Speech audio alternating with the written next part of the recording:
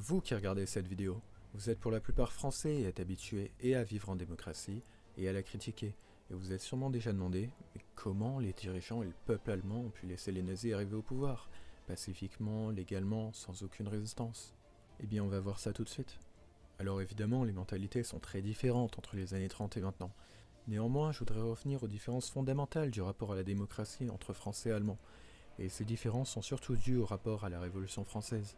En effet, au cours du XIXe siècle, la France avait un souvenir glorieux de la Révolution, alors qu'en Allemagne, elle l'avait très mal vécue, surtout dû aux occupations militaires napoléoniennes.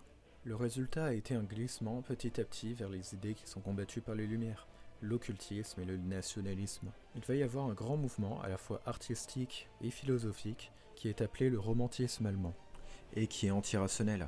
Il rejette le monde moderne et admire les arts, les contes et légendes, et tout le symbolisme païen germain. Bref, on a une admiration d'un passé mythifié, avant la démocratie, et même avant le christianisme. Ensuite, en 1848, a lieu une révolution libérale dans toute l'Europe, et qui va échouer partout, y compris en Allemagne. Et ça va être une occasion pour les artistes romantiques de fuir dans la mélancolie, l'imagination et les mondes irréels. L'unité allemande, obtenue en 1871 par Bismarck, va ravir la plupart des Allemands. Mais les plus extrémistes vont être déçus d'une Allemagne unifiée, certes, mais trop petite. Ils vont alors commencer à développer des tas d'organisations, par exemple des journaux, des associations, et surtout à partir des années 1890, sûrement aidés par l'alphabétisation qui permet de politiser la population. On a par exemple les idées pan-germanistes qui se développent, avec la Ligue pan-germaniste qui en est le principal mouvement, mais loin d'être le seul. Il y a aussi, bien plus extrémiste, le courant Völkisch, qui revendique carrément un retour aux traditions païennes de l'Allemagne. Ils sont évidemment racistes, antisémites, ils croient au darwinisme social et ont la loi du plus fort. Bref, ils ravivent un passé germanique dans un cadre occultiste. Donc vous voyez, la SS n'a rien inventé. On a tendance à croire que si Hitler n'avait jamais existé, il n'y aurait jamais eu ni nazisme, ni Seconde Guerre mondiale. Sauf que non, et évidemment, l'histoire ne marche pas comme ça.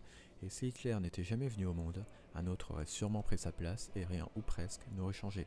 Alors ce serait quand même très différent, mais il ne faut pas non plus surestimer l'influence des grands personnages historiques. Bref, je voudrais maintenant vous parler d'un concept, les systèmes familiaux d'Emmanuel Todd, que certains d'entre vous connaissent sûrement déjà. Alors pour résumer, c'est un concept qui lie les idéologies qui sont choisies par les peuples avec les mentalités profondes des populations, dû selon lui à leurs systèmes familiaux. Et il y a deux critères pour définir les systèmes familiaux, les valeurs égalitaires ou inégalitaires, et les valeurs de liberté ou d'autorité. Pour les définir, on a d'abord l'héritage qui permet de savoir si la mentalité est égalitaire ou inégalitaire, en regardant tout simplement s'il est né à la majorité de l'héritage ou s'il est réparti entre tous les héritiers. Ensuite, on a le caractère intégré ou non de la famille, c'est-à-dire est-ce que plusieurs générations vont vivre sous le même toit après s'être mariés, ou est-ce que les enfants vont partir jeunes avant s'être mariés pour fonder une famille autonome ailleurs, ce qui permet d'évaluer les valeurs de liberté ou d'autorité. On a deux critères différents de valeurs, égalitaire ou inégalitaire, et liberté ou autorité, et ce qui va former quatre grands groupes familiaux. D'abord les nucléaires absolus qui mélangent les valeurs de liberté et d'inégalité, c'est l'Angleterre et le monde anglo-saxon, valeurs qui donc les prédisposent au libéralisme, que ce soit économique, politique, philosophique. Ensuite, on a le nucléaire égalitaire, qui a des valeurs de liberté et d'égalité. C'est le groupe majoritaire en France et dans des tas d'autres pays européens. Des valeurs qui sont donc entre le libéralisme et le communisme, ce qui explique peut-être un esprit de jamais content qu'il y a en France. Ensuite, la famille communautaire, qui sont égalitaires et autoritaires. Et c'est le système familial de la Russie et de la plupart des pays de l'Est. Et si vous me suivez, vous l'avez déjà compris, les prédispose au communisme. Et pour finir, ce qui nous intéresse aujourd'hui, la famille souche, qui est inégalitaire et autoritaire, et qui est le système familial majoritaire en Allemagne et dans sa périphérie. C'est une organisation qui est structurée et disciplinée. Ce type de familial exalte sa différence, son ethnocentrisme, son attachement au lien du sang. Et l'épisode national-socialiste en Allemagne en est un exemple extrême. Alors ça ne veut pas dire que tous les Allemands sont nazis, mais ça veut dire que le nazisme n'aurait pas pu naître ailleurs qu'en Allemagne. On a donc, pour des raisons historiques et anthropologiques, une certaine méfiance à l'égard de la démocratie, ce qui explique probablement que l'Empire allemand d'avant la Première Guerre mondiale n'est jamais devenu une démocratie. Alors officiellement c'était une monarchie parlementaire, certes, mais la liberté d'expression et les autres libertés civiles ne sont pas du tout respectées. L'empereur décide de la politique étrangère, peut dissoudre le Parlement, nomme le Premier ministre, bref c'est une démocratie de façade. et le peuple et les États étrangers le savent.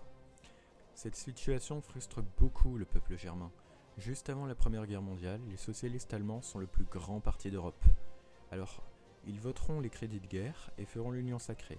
Seulement, dès janvier 1918, donc quelques mois avant la fin de la guerre, il va y avoir spontanément des grèves en Allemagne que le gouvernement va essayer d'écraser. Alors parfois ça fonctionne, parfois les troupes refusent de tirer. En tout cas, la situation est de plus en plus chaotique au fil des mois. Et quand la nouvelle des défaites militaires allemandes se propage pendant l'été 1918, la révolution devient imminente et les grèves et les manifestations se multiplient au centuple. L'empereur Guillaume II accepte, pour empêcher une révolution à la soviétique, d'instaurer une véritable démocratie sous forme de monarchie. On appelle ça la réforme d'octobre. La constitution impériale est modifiée, le chancelier, c'est-à-dire le Premier ministre, dépend désormais du vote du Reichstag, c'est-à-dire du Parlement. Et il a davantage de pouvoirs, tandis que les pouvoirs de l'empereur sont limités. L'accord du Reichstag devient en plus nécessaire pour déclarer la guerre ou conclure la paix. Malgré ces réformes, inenvisageables avant la guerre, la révolution va se poursuivre. En fait, dès le lendemain, c'est carrément la marine qui refuse de retourner au combat.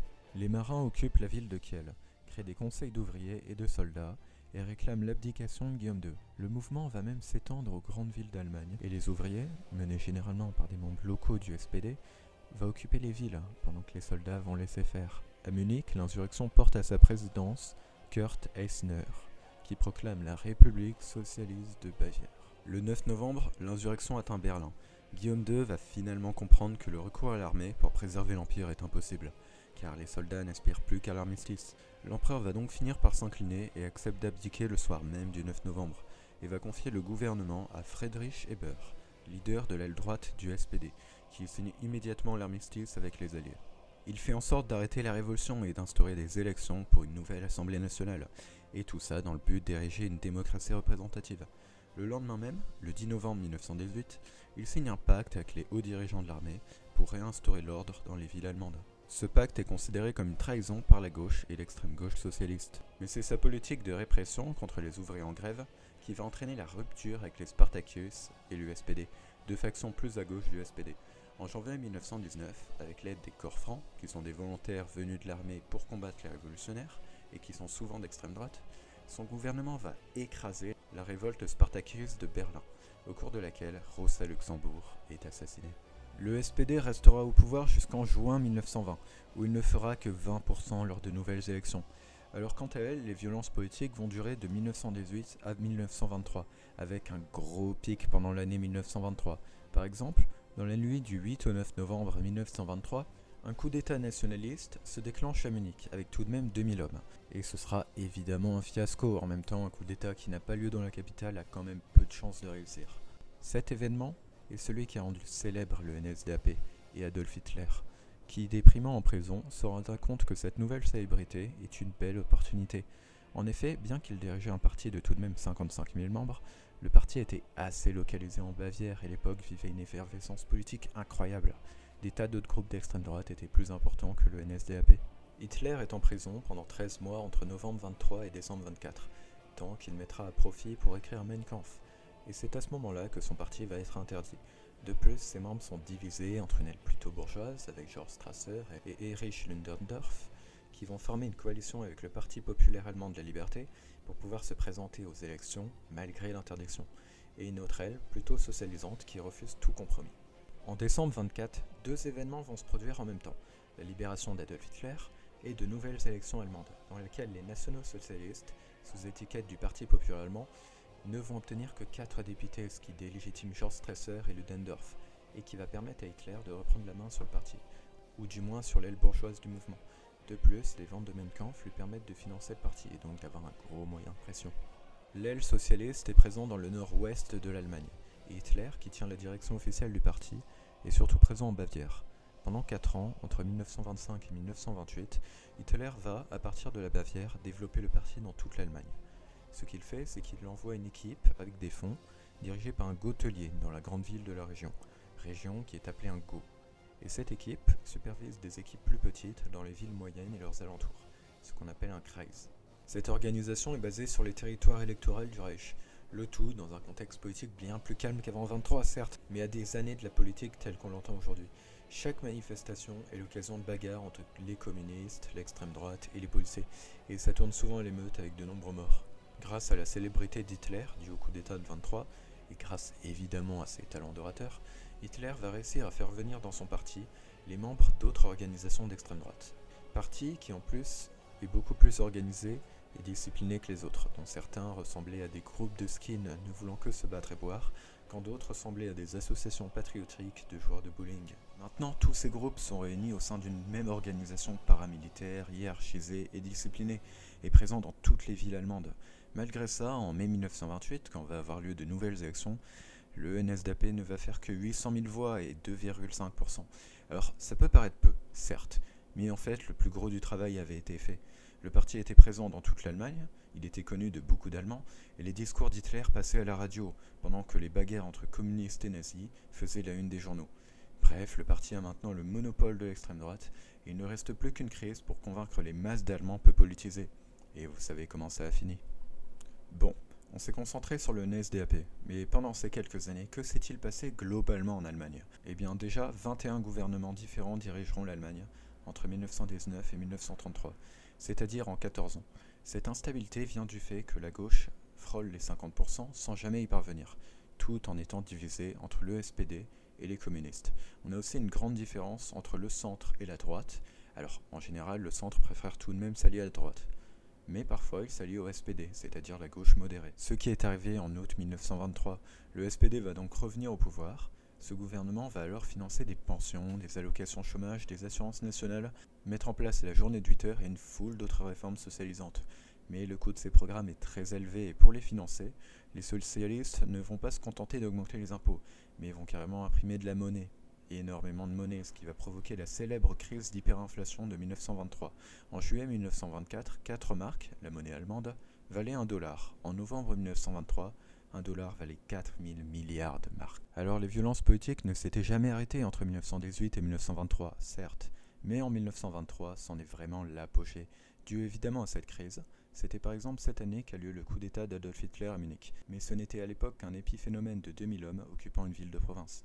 Dans le même temps, l'anarchie est partout, et l'épisode le plus violent en est dans la Ruhr. En effet, en janvier 1923, les Français et les Belges décident, à cause des défauts de paiement de l'Allemagne, de faire entrer leurs troupes, déjà présentes en Rhénanie, encore plus profondément en Allemagne.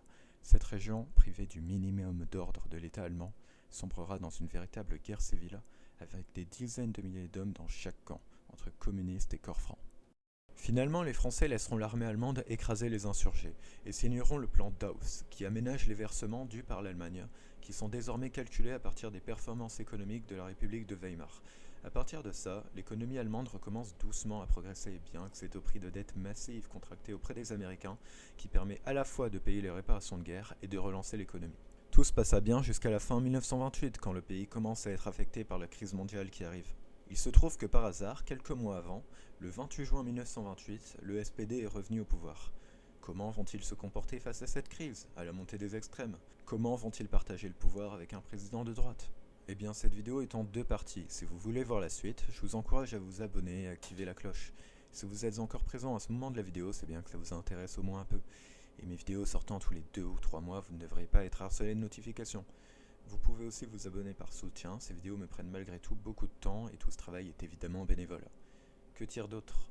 Eh bien, prenez soin de vous et à très bientôt.